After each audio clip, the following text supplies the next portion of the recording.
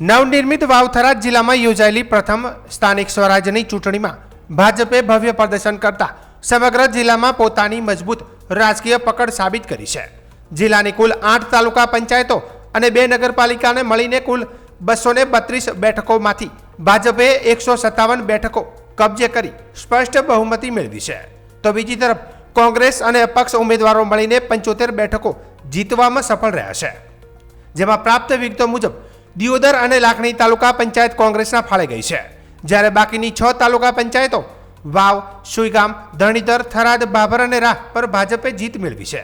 સાથે જ જિલ્લા પંચાયત તેમજ થરાદ અને ભાભર નગરપાલિકામાં પણ ભાજપે સ્પષ્ટ બહુમતી મેળવી સત્તા કબજે કરી છે. આ પરિણામો ભાજપ માટે ઐતિહાસિક જીત તરીકે જોવામાં આવી રહ્યા છે, કારણ કે જિલ્લામાં મોટાભાગના સ્થાનિક સ્વરાજ્યની સંસ્થાઓમાં ભાજપે વિજય ધ્વજ ફરકાવ્યો છે.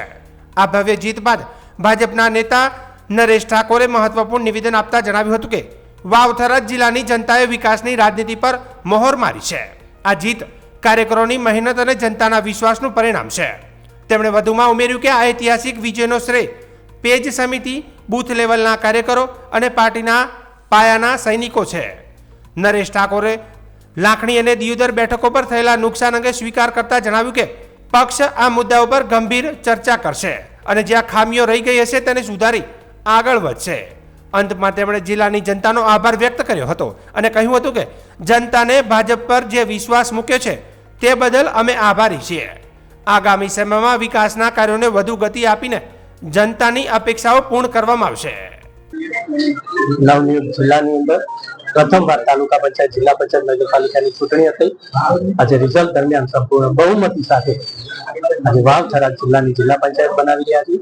સાથે સાથે બંને નગરપાલિકા, થરાદ નગરપાલિકા અને ભાભર નગરપાલિકા પણ સંપૂર્ણ બહુમતી સાથે અને 6 તાલુકા પંચાયત પણ ભારતીય જનતા પાર્ટી સંપૂર્ણ બહુમતી સાથે ભારતીય જનતા પાર્ટીનો ભગવો લહેરાયો છે.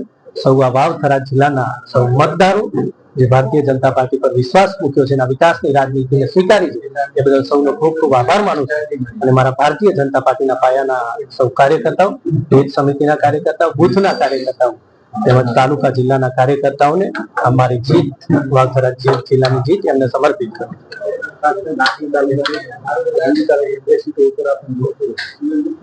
100% લાખણી અને દિયોદર તાલુકાની સીટો ઉપર ભારતીય જનતા પાર્ટીના થોડું નુકસાન છે અને ચોક્કસ એની થોડી ચર્ચા વિચારણા અંદર કરીશું અને જે કંઈ અમારી ત્રુટિ રહી ગઈ છે એનો સુધારવા માટેના પ્રયત્ન કરીશું.